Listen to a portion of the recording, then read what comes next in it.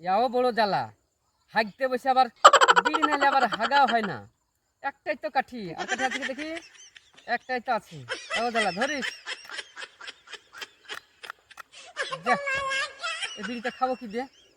আচ্ছা জ্বালা হয়ে গেলো, বিড়ি নাতে আমার হাগাও হবে না।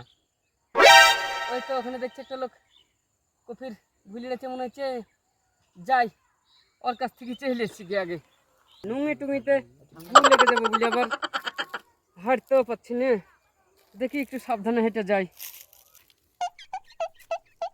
আপনার কাছে আগুন পাওয়া যাবে না? দেখো তুমি, তোমাকে তো ঠিক চিনতে পারলাম না।